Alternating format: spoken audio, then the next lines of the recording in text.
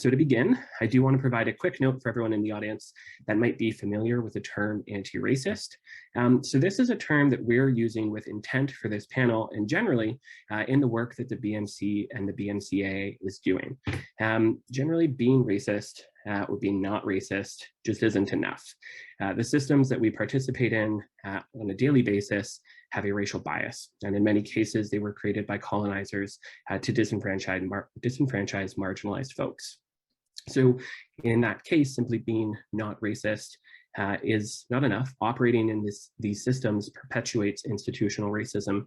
And so it is important that we actively work towards equity, inclusion, and the undoing of those racist systems in our minds, in our schools, in our workplaces, really you name it. So because of that, I do want to acknowledge that our conversation today is a serious and important one. We're going to be delving into some conversations that might challenge our perspective about our education, our profession, and how we currently fit into all of that. But being challenged, I think, is a good thing. And I think that many of us are aware, and I hope that many of us are aware, that the current status quo cannot be maintained. So engaging in these potentially uncomfortable conversations is vital to us growing personally and also for our profession to grow. So do your best to stay open-minded, actively listen to our panelists, and if at any point you're feeling discomfort, I would really invite you to sit with it, reflect on why you might be feeling that way, and see how you can learn from it. So with all of that in mind, I want to encourage everyone to be respectful, mindful of one another, but also of yourselves. Please be courteous in the chat throughout the panel, on social media if you're sharing anything. And if you at any point need to take some time away from the panel and then come back and join us, please feel free to do so. Roxy did mention the chat and audience questions. Feel free to voice any questions you have in the chat during the presentation. Most of the panel is going to be moderated by myself, but I'm going to do my best to fit any questions into our conversation, and we will have an open Q&A at the end where folks can use the raise hand function and wait for me to call on them like we've been doing for the rest of the weekend when you can unmute and you can share your question.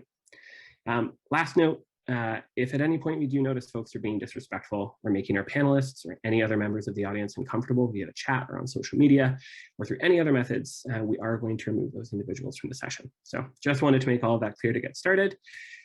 And with the housekeeping cleared up, we can dive into the exciting portion of the panel, and you can stop hearing my voice for a little bit. So to start, I'm going to ask our panel to take a moment to introduce themselves, to tell us how they got into the field of medical illustration and what work they're currently doing. We're going to start in the order that I'm seeing folks on the screen. So Caitlin, if you could kick us off. Hi, everyone. Thank you for that wonderful introduction, Alex. I'm super excited to be here today and to listen to what our other panelists have to share. So thank you so much for inviting me. My name is Caitlin. I got into this field by chance.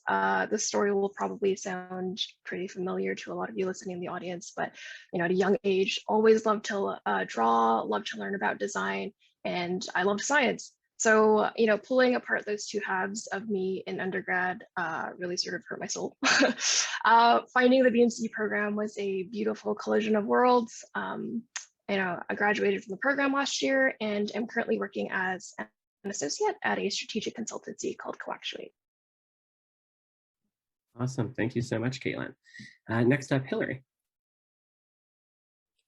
Right, thank you, Alex. So my name is Hillary. I have a similar introduction to the field of medical illustration. In undergrad, I just kind of reached a point where I was having a bit of an identity crisis, not wanting to kind of separate those two parts of how I sort of identify myself, a science person, art person, medical person, etc.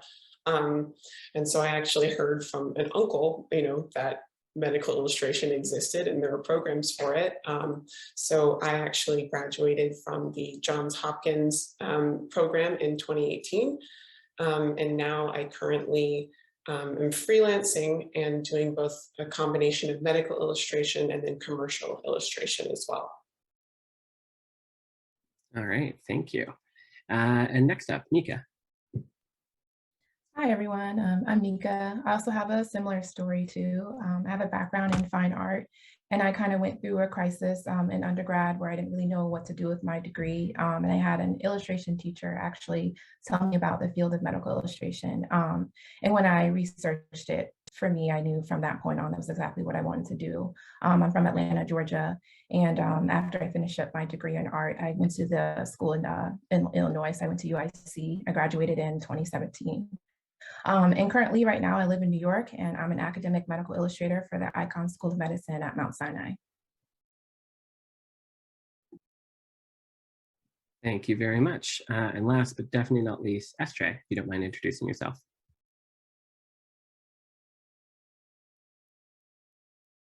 Oh, sorry, SJ, you're still on mute, but no worries.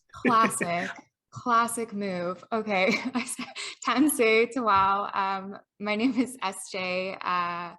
Yeah, I guess I got introduced into the field kind of when I was in my undergrad as well. I graduated from UBC in 2012 from an integrated science program, and then I actually went on to do my master's in medical art at the University of Dundee and wrapped that up in 2014, I guess. Yeah. So thank you for having me. I'm excited to be here.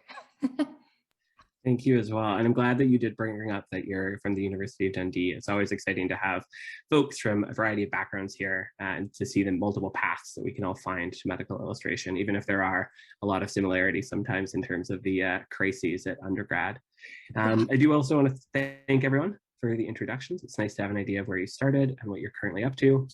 The next question I have dives a little bit more into the topics related to the panel, because in addition to the work that you all just mentioned, you are also all actively practicing medical illustration with what I think is an actively anti-racist lens.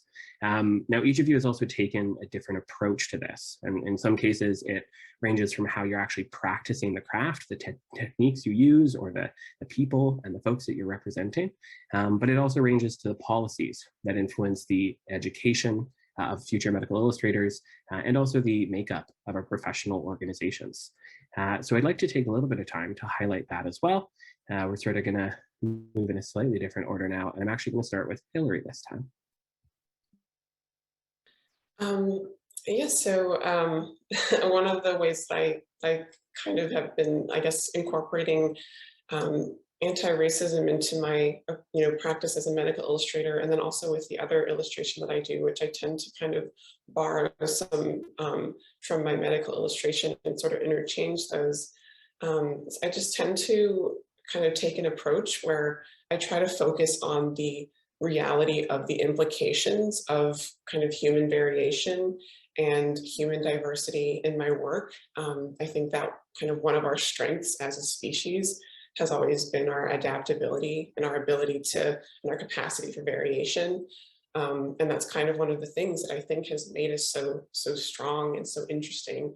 And I think that one of the ways that is kind of helpful for me, at least, in moving forward, kind of approaching things with an anti-racist lens, is understanding that there's really there are tangible kind of ways that you can kind of just keep this reality of like, there's always going to be variation, there's always going to be diversity. There are so many people who are now consuming, all kinds of overlapping content, resources, et cetera, in this global society that we have now. And so I tend to just try to, whenever I'm, approaching something, think of it less from the standpoint of, okay, I'm doing this because, racism is bad. I try to think more of it as there are so many people, so many examples of people, so many stories that are overlapping all the time. And it's never going to go away. It's always going to be one of the things that kind of just is just injected into our experiences as humans. And so I always try to leave space for the possibility of as many examples as possible, and just understanding that, there's never going to be a one-size-fits-all way of dealing with this diversity that we all kind of are just really confronted with now that everything's so global. Thank you so much, Hillary. And I think, speaking for myself, I definitely see that in the work that you do. Very happily, I follow you on Instagram in terms of your work, and seeing the work that you put out for Wizards of the Coast, Marvel, the novels that you're illustrating for as well. It's awesome to see that representation shining through. Next up, Nika, do you mind sharing with us as well some of the work that you're doing in this space? Yeah, so the work that I do at my job is illustrations for journal publications, presentations, and then I also do some work with the medical education space of creating content for lecture slides. So, and the way that I approach this with my work, I don't depict white, able-bodied male figures in my illustration unless it specifically makes sense to do so for the project. And the reason why I don't is because that's always been considered the default or the standard. And so as to not perpetuate that, I automatically represent people who are not normally represented in my work within my job, any freelance projects I take in, et cetera. And then the other way that I do that is I'm heavily involved within the AMI right now, and I'm the chair of the diversity committee within the AMI. We have a lot of things that we're doing, a lot of initiatives that we're working on to push the AMI towards being more fully inclusive and a multicultural organization. I'm not going to go into everything, but I can kind of just give like an overview of some of the initiatives that we're working on as a committee. So we recruit speakers to speak on topics of diversity and inclusion at the AMI annual conference every year. We have liaisons that interface with other committees within the AMI to make sure that diverse voices and perspectives are being represented in other committees. We develop recommendations on the way that the profession could become anti-racist in our meetings. We also, our committee itself serves as like a safe space for people who are underrepresented to come and maybe address concerns if they feel like they need to. We also conduct outreach every year, and I feel like that's a really big thing. What we do is we reach out to underrepresented schools and do presentations about the field to just bring awareness to it. And also pre-pandemic, we used to reach out to schools that were locally in the area that we were hosting the annual conference and then invite the students to come and view the salon. And then lastly, we've organized social media campaigns to just promote the importance of representation and diversity in our work. Thank you so much. You hit on some excellent points there too that I know we're going to come back to later today. One of them being sort of the explicit choice to move away from what is this like implicit bias of the norm and the types of illustrations that we're doing. I think that's relevant to everyone. And also sort of highlighting some of the different pillars we're going to be talking about today, namely education, how we can do better in our practice, and then lastly, also how there can be institutional change. So thank you for segueing that all perfectly. Next up, SJ, do you want to share a little bit about what you're doing? Sure, I unmuted myself this time, I got it. Yeah, so I think it was back probably 2019, I started working with Pingwa, which is like the Inuktitut word for play. So we would basically travel all across like Nunavut and Nunavik and go into like remote communities and like teach digital skills, which was really awesome. So we'd bring like lug computers with us because there was like just like a lack of kind of infrastructure for internet as well as kind of like limited technology resources. So by bringing the computers with us, they were already loaded with like all the programs that the kids would use. And we also got to work with elders in the community. And that was really, really awesome. That was kind of like pre-pandemic work. The pandemic shifted a lot of that. And I've kind of started mostly doing kind of like Zoom talks and chats through Connected North. So I do a lot of talks like on a monthly basis, just talking about medical illustration, the industry in general, and trying to kind of just raise awareness to different types of communities, basically hoping for, you know, to interest kids and other people, just let them know that it exists. Yeah, that's kind of been my main thing. I do a bit of mentoring through Indispire, which is like an Indigenous run kind of scholarship program.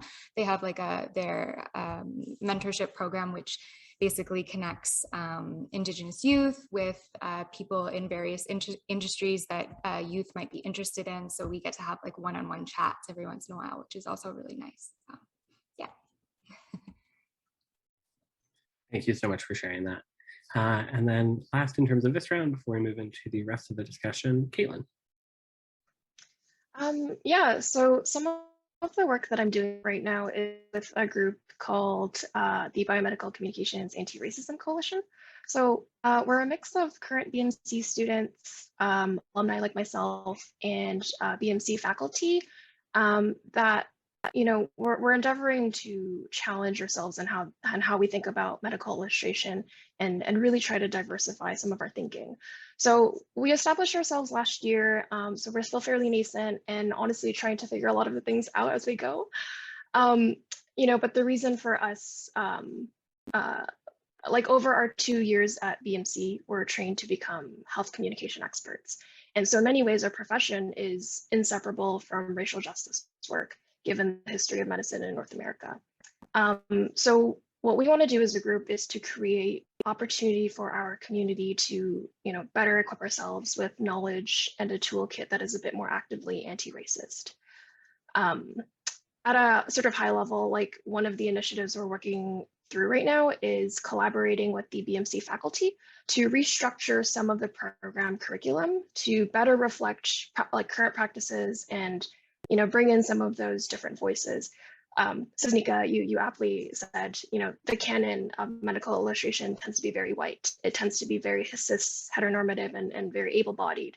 So for us, like, what does it look like to bring in more Black and Brown voices, trans voices, disabled voices into our curriculum? And how can we how can we understand, you know, the relationship between like colonizing powers of medicine and how that manifests in our current practice today?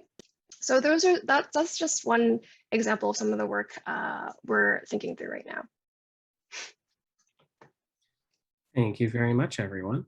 And again, like I said, this is the perfect segue into the rest of the discussion that we're going to be having. So unfortunately, I do only have everyone here today for, you know, about 45 minutes of active discussion and then our Q&A as we get into the end. And this is a topic that we could talk about for hours and days and still not necessarily cover everything that we need to. So with that in mind, we are going to try and cover as much as we can around sort of three central pillars.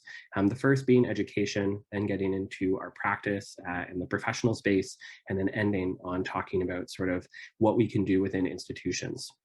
And I think that's because, and the reason I sort of wanted to focus on that is because in hearing all of your stories and listening to the work that you're doing, I think it's, you know, immediately obvious how broadly applicable it is to our field and how it really does impact and influence every aspect of our journey through medical illustration.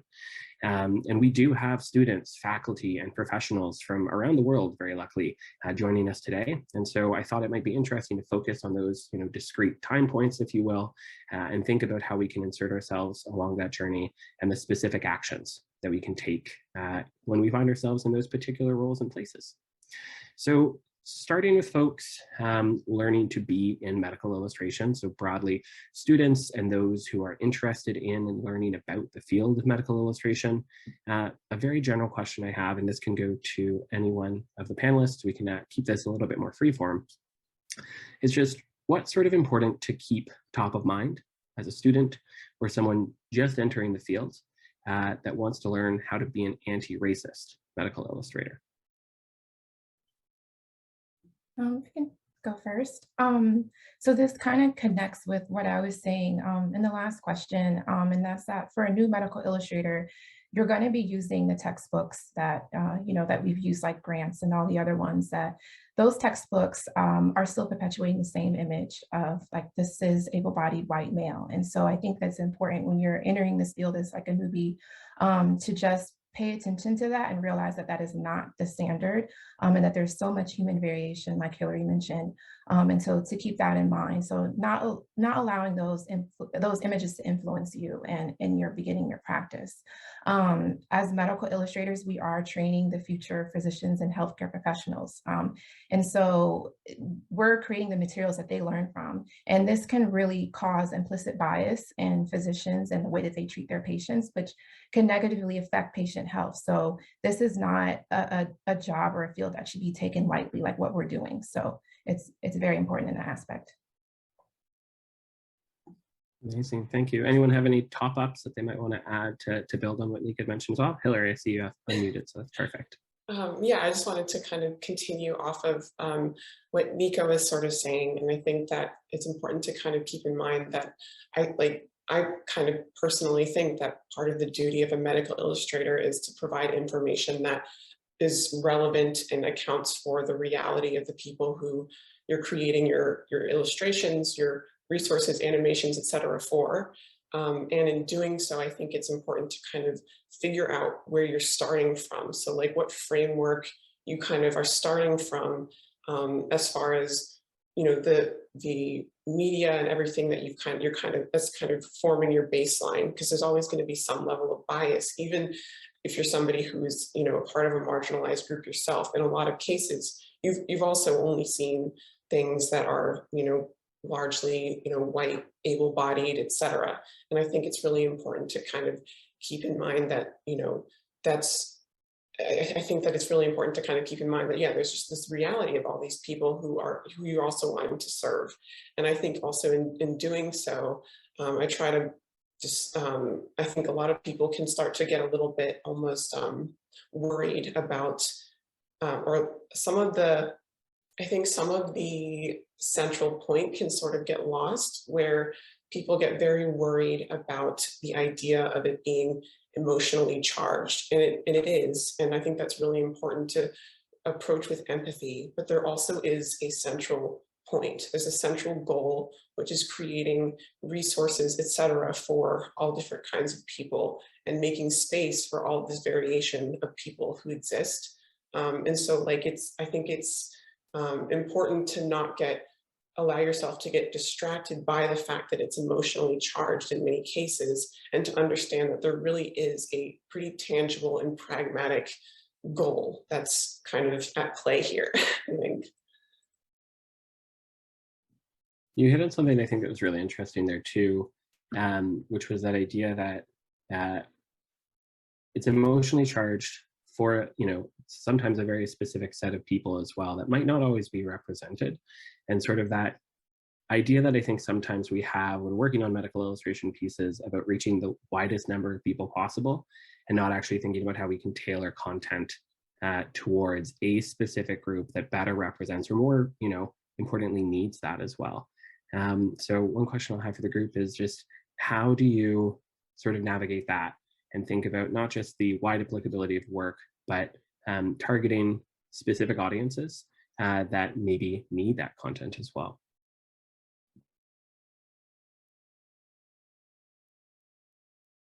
I'd be happy to jump in. Go for it. And I will say, with all of these questions, you know, sometimes they're going to come off the cuff and they will require moments of pause. So no worries about that. One thing I like to do and try to focus as much as possible is figuring out either a group or even just an individual person or something that I'm kind of speaking directly to. I think it's very difficult to make something that is very relatable and has a strong voice or is targeted to a particular group if there isn't some level of specificity. So for example, I think many people might think that, you know, it's better to avoid being very specific. So they might want to make an individual look more raceless, or, you know, maybe have try to think of an average person or something, but an average is still always going to be one person. It isn't possible for one individual portrayal of a person to actually be an average and appeal to everyone. So one thing that I like to do is try to pick specific things that I've either noticed or understood when I've seen in groups of people, or just, you know, an individual or somebody, and I try to inject that into the thing that I'm portraying, because I tend to get the most positive feedback when I've been more specific, like somebody maybe saying, oh my gosh, that's my nose, or this is exactly the thing that I've, you know, experienced, or this is my body type. I can't believe that you know, did that, or something. And I think it's good to just try to be specific when possible and really speak to somebody if you can. Absolutely. Something comes to mind, and I'm forgetting the student who did this piece, but they were working on an anatomical piece. I think it was a second year, he's currently graduating from BMC, and it was just an anatomical view of the muscles and nerves and blood vessels within the arm. And it did include some of the abdomen as well. And so they took the time to represent this scars from top surgery on that particular individual. And it wasn't, meant to convey that at all. It was just the anatomical piece. But I think the lengths to show that community and include that in there in a very subtle way that, again, just makes people feel seen, like you were mentioning, is just so important and can be so meaningful to folks who are viewing the work that we do. So stemming from this conversation as well, and going back to, I think, what both you mentioned, Hillary and Nika, as well, about the importance of and responsibility of the work that we're doing in this space in terms of educating HCPs and medical professionals. I think that there's an interesting balance for students and those who are learning how to be a medical illustrator in terms of the theory of anti-racism, so what they need to know to understand the space, and then also that practice and application of what that means in our craft when it comes to illustration, design, and also the research that they're doing. So sort of trying to separate those two things. Where can folks start in terms of learning about the theory, and when should they start thinking about putting that all into practice?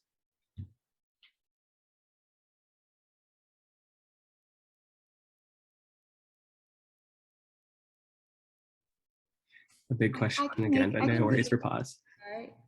Yeah, I think for me, I guess I think about more of kind of a decolonial approach. I guess through a lot of my outreach work, I kind of think about it in three various steps. You have kind of increased Indigenous representation, and then beyond that, there's I forget the article, but it was really great, and they kind of emphasize these three areas of indigenizing academic institutions. And the second area is they call it reconciliation indigenization, which really has to do with kind of having staff and faculty do kind of sensitivity training type stuff. But beyond that, there's decolonial indigenization, which actually restructures and makes us think differently about kind of that Western scientific hierarchy that we have in science, and that is the be all end all, and that actually positioning Indigenous ways of knowing and just Indigenous scientific technologies that we've had since time immemorial. We've had science, it just looks different. And I think understanding that within the academy and making space for that makes more space for Indigenous people to feel like they belong. Right now, just increasing Indigenous representation within schools and, pushing for, scholarships and things like that, it's really alienating. I speak to my university experience. It was a lot. So I think, yeah, in my work, just trying to really focus on outreach right now, but knowing that that's not the final step, and that there has to be more done down the road, I guess. I think those are all excellent points. And I think, we've briefly talked about this in email too, but I know when I started the program and since graduating, I've been on the lookout for other Indigenous medical illustrators in particular. Now I know of 3. I'm sure there are a few more, but it's just, there's not that many of us, and it would be fantastic to see Indigenous folks and other marginalized communities much better represented throughout all of our programs and our professional organizations. Something that we'll definitely come back to.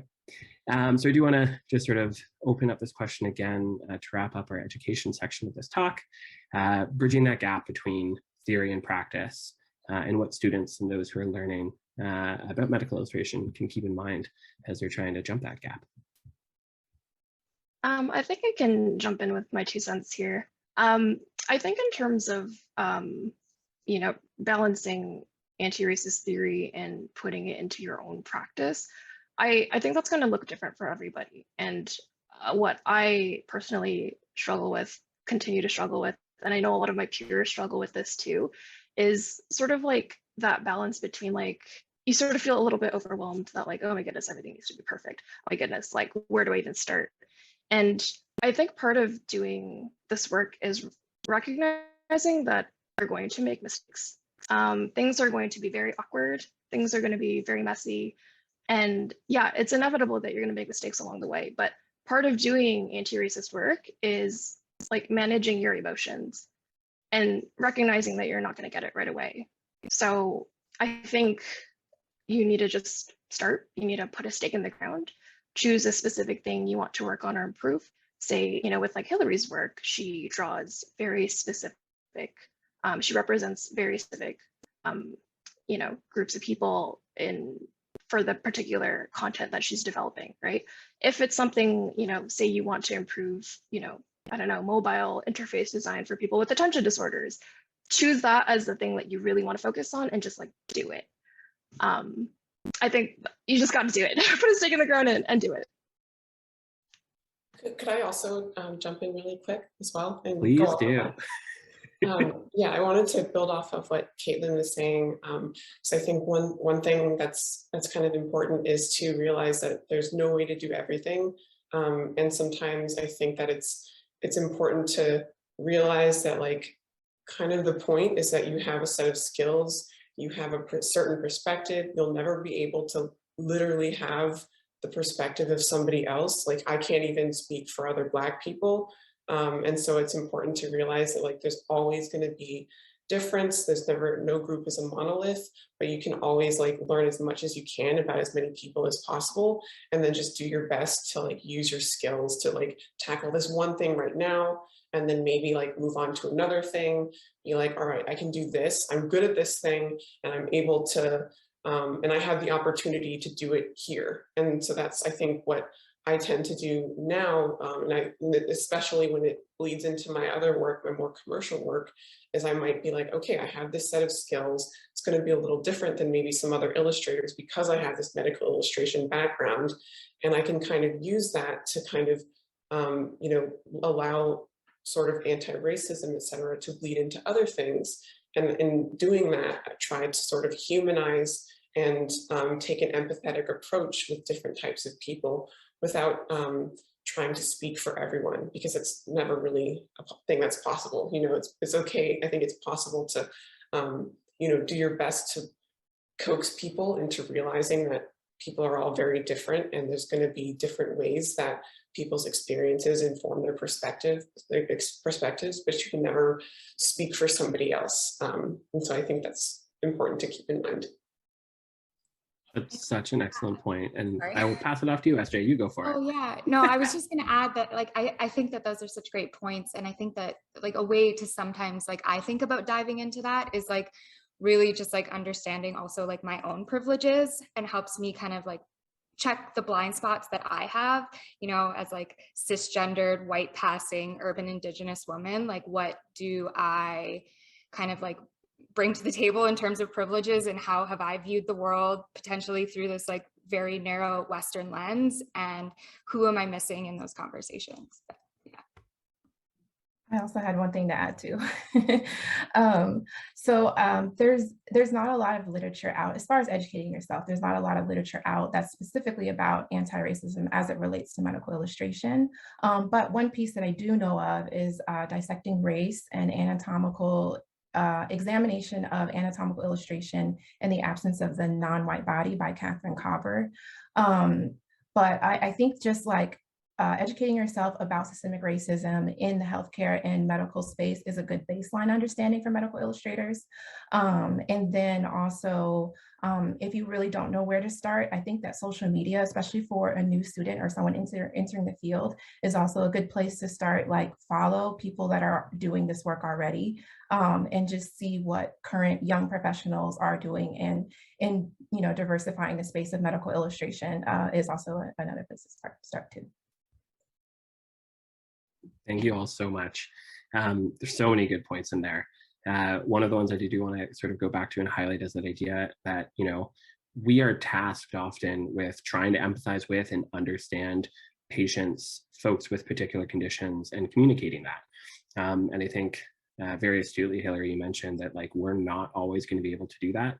And one of the really good points that one of our speakers made last night Killian Kearns, who also passes again as a white straight male working in New Zealand, oftentimes with marginalized folks.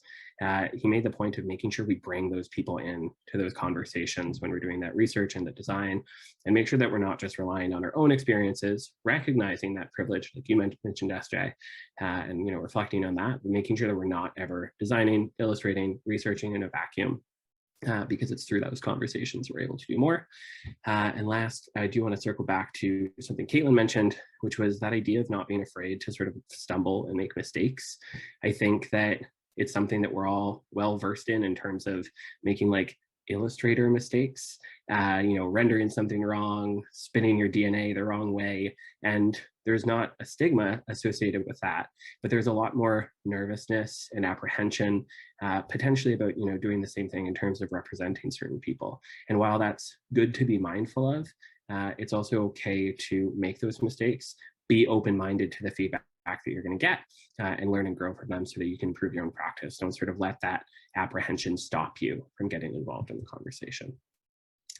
And with that, I segued myself into the second pillar of our conversation, which is all about thinking about how folks actively working in the field, so in a professional setting, can incorporate anti-racism into what they're doing at the industry level. And we're going to start this broadly again, and I do know that professionals can range, they sort of run the gamut, right? We have folks who are working in large companies, to those who are freelancing and managing their own time, but thinking from things at a high level to start. And I think the difference here is students are sort of actively learning both techniques, process, and theory. With professionals, some of us can maybe be a little bit more entrenched in our practice, a little bit more used to how things are done or have been done. And so for those of us who are a little bit more established, what can they do to begin adapting their mindset and their practice? I'd like to jump in. I think one thing that can be really important, and this has already kind of been mentioned a little bit already, is to really sit with kind of the biases you're starting with and realize that there's no default, and also realize that certain different groups of people, marginalized people, etc., human variation doesn't necessarily need to exist for a reason. In fact, you should probably distance yourself from the idea that portraying more diversity is going to be outside of the scope of something, because if it isn't mentioned, then you can kind of do whatever you want, probably. And so one of the things that I've kind of done in practice is I tend to, whenever I can, I try to not portray maybe like a white individual if I can help it, just because there's already a lot of examples of that. Or I might provide multiple examples of something. For example, if I were to be working on something that's dermatological, and it's for general audiences, to me, it's an incomplete resource if it only focuses on fair skin, or if it's something about hair, etc. It's an incomplete resource, and the scope isn't broad enough if it only focuses on straight hair, because there are tangible physiological differences, etc., that result in different outcomes for different people, or could result in different needs for care, etc. So like, for example, with hair follicles, those are when somebody has textured hair, the actual shape of the hair follicle and the shape of the hair shaft is different, and that can lead to different outcomes, etc. And so I think that it's just good to kind of coax yourself into seeing things as incomplete if you don't do at least a little bit of due diligence for like, okay, what's the point? Is this a resource for general audiences? Is this a specific resource that is only about this thing? Then, maybe that's when you make the decisions about who to portray. And so that's kind of one thing that I think is important.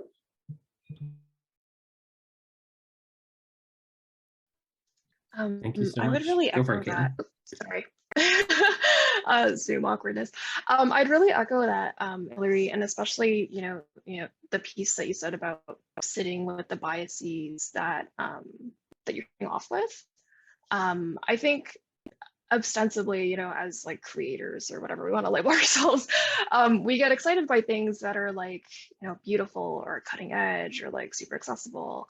So I think for folks who maybe have a little bit more or a bit more established in their career, or, you know, have a platform, there might be an opportunity somewhere for folks to reflect on like what they define as like beautiful or cutting edge or accessible or good or bad, and what work, like, and whose work you choose to celebrate and elevate.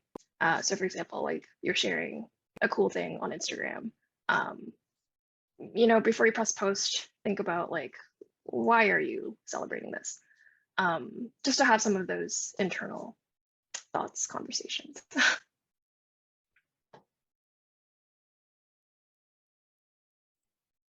Perfect. Any additional thoughts or top-ups there? I guess I always just think about how like using like blue people is not a replacement for actual diversity. Using like, I was reading this article where it's just talking about like BIPOC people constantly being replaced by animals in cartoons. Like that's like how they like represent. They're like, oh, we have representation now. And like, that's not it. Like I'm not. So there's like that aspect of it. Like that to me just feels like kind of like a cop out rather than doing like the actual work. And I think beyond just looking at like the physical illustrations that you're producing is like, if you have the means, wealth redistribution, like thinking about like, you know, how your privilege has allowed you to be in specific spaces and, you know, who's not there, and mutual aid. I see people in need all the time on Instagram and sending whatever you can. So. I'd like to add to that as well. I think one other thing that's probably important when it comes to if you're more established or something, and kind of, I guess, touching on the wealth redistribution aspect of it, I think that one thing that can be a little difficult, especially if you're kind of, you know, marginalized or BIPOC individual who also displays an interest in kind of tackling a lot of these issues. I think one of the things that happens a lot is there's a lot of time, energy, and kind of work that gets sort of expended. And in many cases, I think it can sort of be treated as a reward in itself because people are talking about this thing that's important to you. And so I think that for somebody who's in more of a position of privilege or more of a position of power, more established, it's, I think, important to really do your best to, whenever possible, you know, just offer compensation or like, you know, real tangible things for people who are doing this type of work, just because I think it so easily gets kind of turned into the type of thing where you're being, where you're expending a lot of extra time and energy, and it's seen as a reward on its own, as opposed to something that is also work and also, you know, can be difficult sometimes. And then if you're, you know, the person that everyone wants to go to for, you know, talking about these things, because they want to uplift your voice as a marginalized person or something, or part of a marginalized group, it can end up leading almost to this positive feedback loop where you get asked, you know, many times to expend this energy. And if everyone also treats it as a reward in itself, then it can be very, you know, draining, and it can be hard to get compensation for things. And so I think that's important if for somebody who is wondering how they can kind of help bring more voices in, and maybe they're in a position of being able to provide, you know, pass the mic or something. I think it's good to also realize that, you know, financial, etc., is also very important and can be one of the things that allows somebody to continue doing work. And it can't always just stand in as a reward in itself. And so I think that's, I don't know, I think that's probably important to keep in mind for just anyone who has like kind of that position. Absolutely. And I think you know, this links back to some of our earlier conversations as well, in terms of, you know, talking about the blue man and people, you know, relying on you for very specific things. Like there's this idea that being representative and inclusive, I think a particularly old idea that unfortunately some people still hold, is that by like not representing anyone in particular, you're being representative of everyone. And that is very much not the case, as I think we're all starting to learn and hopefully put into practice as well. I have one last question sort of for this industry section before we slide into the final pillar of our conversation. And that question is, and it can be a little bit fraught, and I don't think there's going to be one right way or a silver bullet to the solution. But both for folks who are working in larger institutions and for freelancers, there's this tension between what we individually want to do and put into practice when it comes to anti-racism, and some of the constraints that we might face from supervisors, clients, you name it, folks who are less receptive to that work that we want to do. And so I'm curious if the group has any advice for folks who are trying to, you know, put this into their day-to-day, but are facing obstacles and barriers from the client side, and what can be done about that?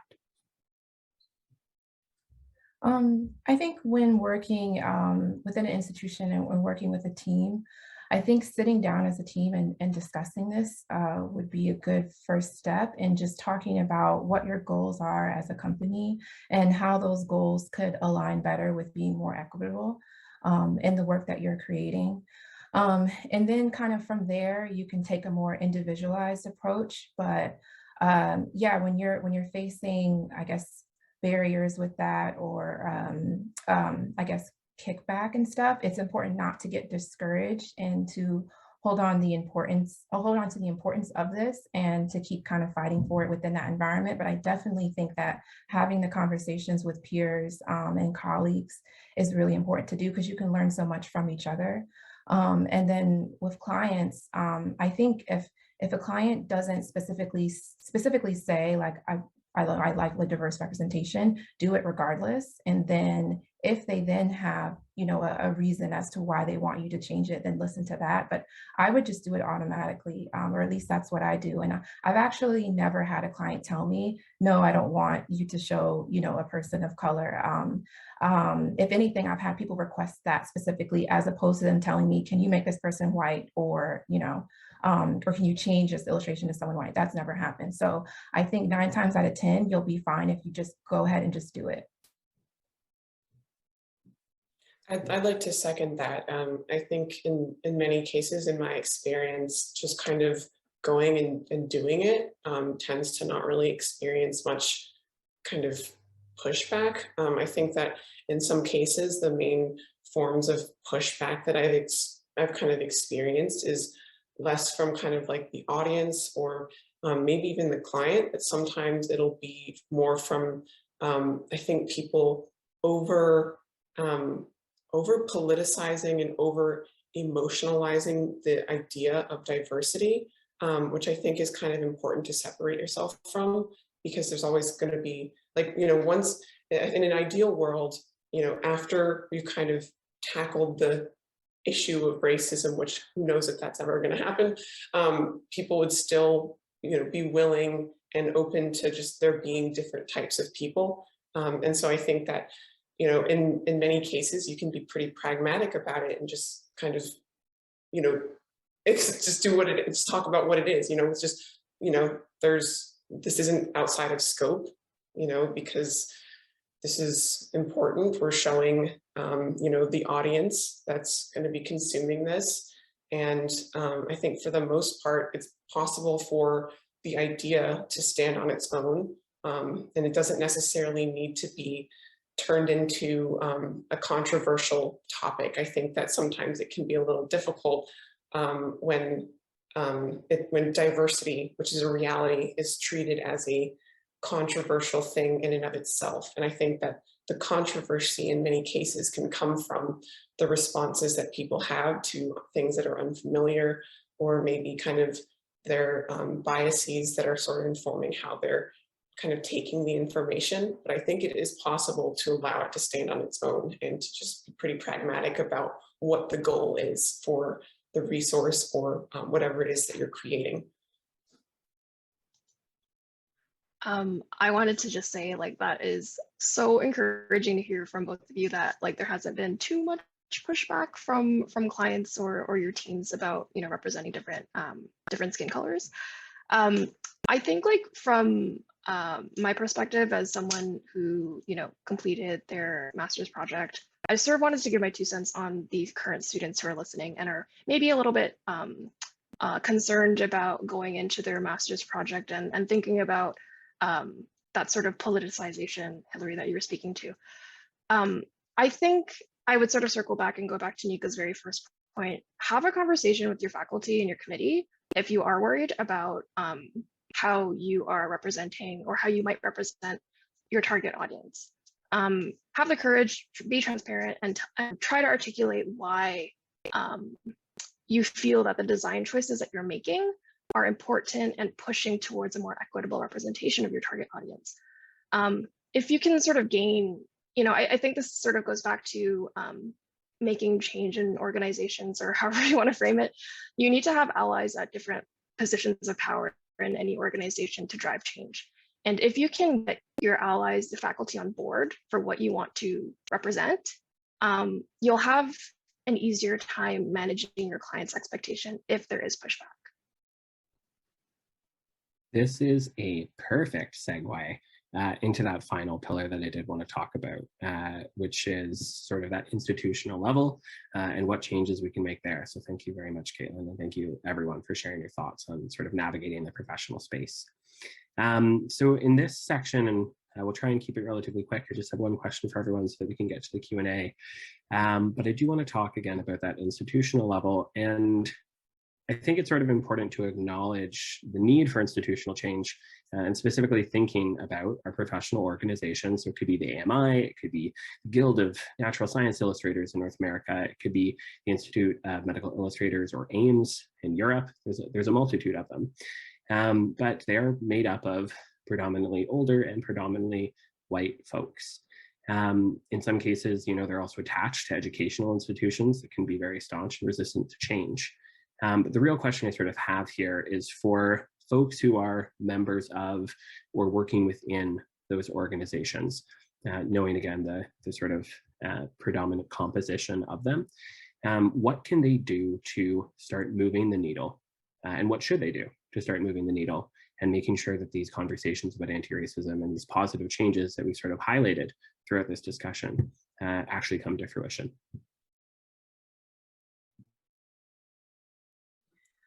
I can start. I have a lot to go over with this question. So if it's too long-winded, cut me off. But okay, so many things. So first off, I want to say from an educational standpoint, I think the history of medical illustration and the way that it's taught should be interrogated. We learn about, you know, Max Bradel, Frank Netter, and all the people that made major contributions and helped evolve the field, which it's important for us to learn about those figures, but it is taught from a very Eurocentric lens. And I think that learning about medical illustration in the graduate programs and in the organization should be taught from a worldly perspective. For example, Nadia Page was the first professionally Black trained medical illustrator. People like Marcia Jessup, or I don't want to pronounce his name wrong, but Chang, like, there are a lot of other people historically that I think should be talked about, and especially for young medical illustrators, it's important for them to learn about those people as well. Also, I think that, so I'm going to pivot a little bit. Financial barriers are really huge, and the organizations like the AMI and a lot of others, people who are socially and economically disenfranchised already they're gonna have a lot of issues with staying within these organizations, paying for college, and then the student loan debt, all of that. I mean, there's so many layers to that. So I think that if these organizations are really making a strong effort to create grants and scholarships to fund people to be able to attend, or maybe pay for a membership, pay for a conference, there is not a lot of retention within these organizations of people of color for this main reason as well. Another thing that I think that they can do is work on creating a culture that is accepting and feels more like a safe space, because imposter syndrome is definitely real. And there needs to be more shared power within organizations. So that means that giving like underrepresented people more positions within leadership, or interrogating the pipeline to leadership and finding those pitfalls within that pipeline that are causing the same people to perpetuate those seats every year. So there needs to be definitely more diverse representation among like power within organizations. So I think that's really looking at the structure first as an organization, and figure out like where are those pitfalls and like how can we remedy that. What else? Trying to think of everything. I had a lot planned for this question. I think that, okay, so one last thing, because I don't want to go too long on this. Any labor towards diversity and inclusion efforts that an organization is working on, I feel like needs to be highly, highly valued.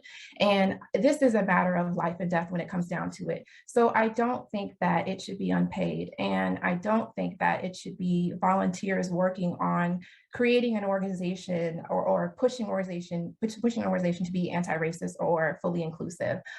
Because that basically says, well, if we don't have volunteers to help make our, organization inclusive and anti-racist, I guess it won't happen. So I think that it really needs to be valued, and that there needs to be financial funds that help, or an organization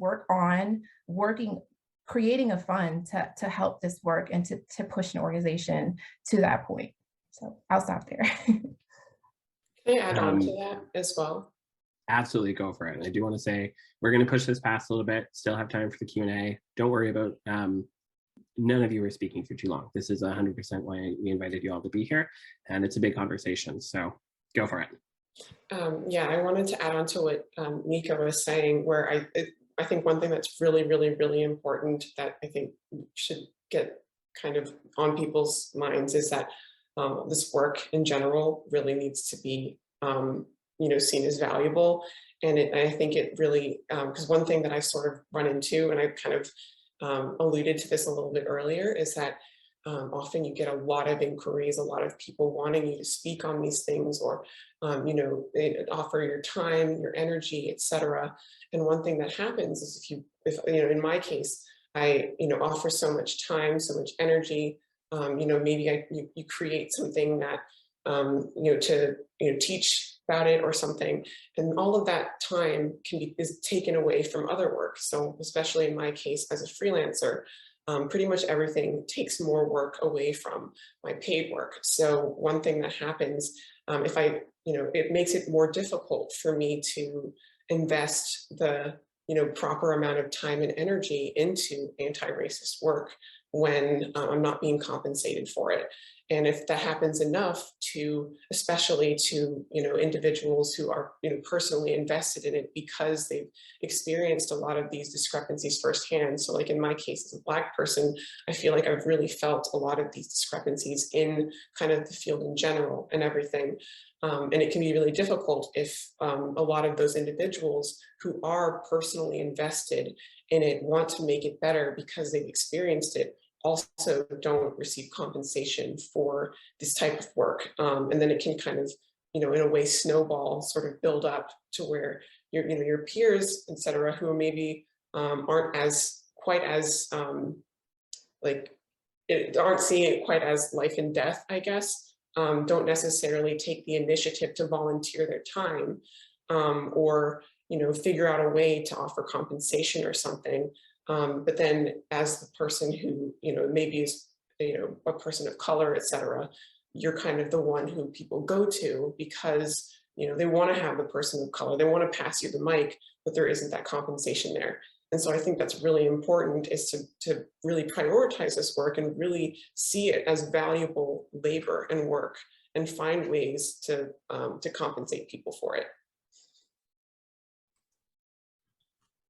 I'll add to that by just saying, yeah, like all of what Nika said is just like, so it just really hit me because I left the AMI actually for a period of maybe like 2 years or so, primarily because of financial constraints on my own end, working as a freelancer and supporting, you know, my family, my mom.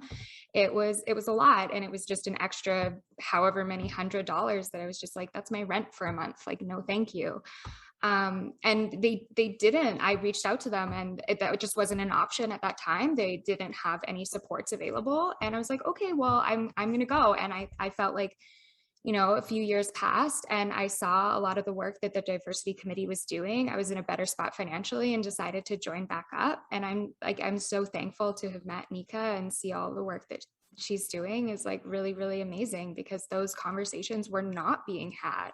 And they're just so, so, so important and critical to the survival of our association, for it to grow and to become better. So I just want to say thank you.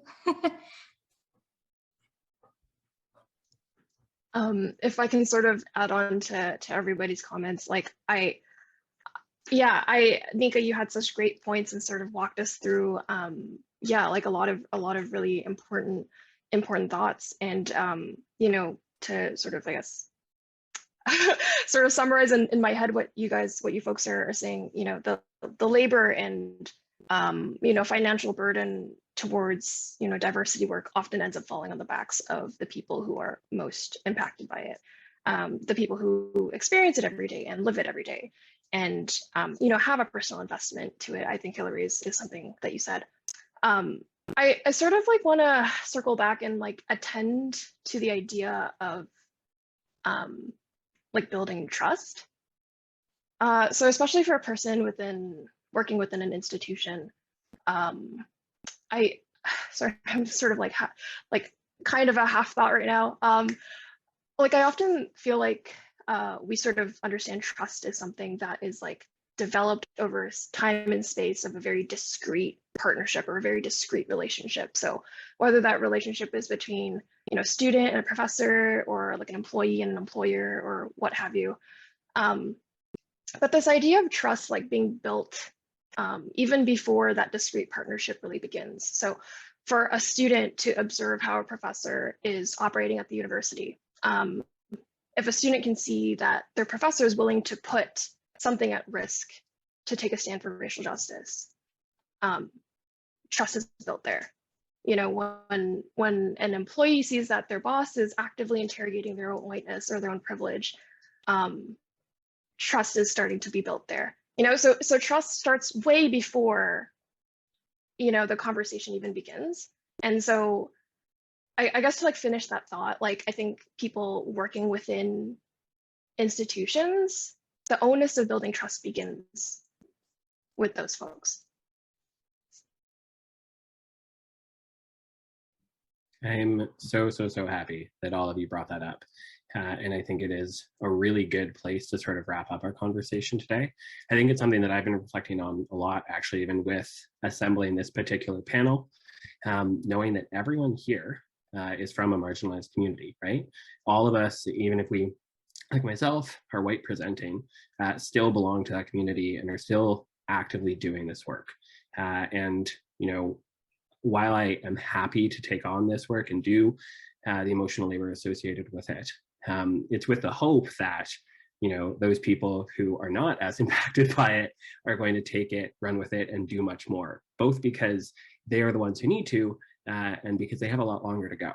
And so this is a really great place to end it, I think, on a bit of a call to action for everyone else who's able to join us, everyone who might be watching on YouTube, anyone who watches this afterwards, and maybe who just needs to hear this, that there's still lots of work to do, and that we really are relying on the rest of the community to uplift us and uplift this work, and make sure that it does translate into meaningful and tangible action that makes our profession, like I said at the beginning, more inclusive and equitable and safe space for us all to participate in.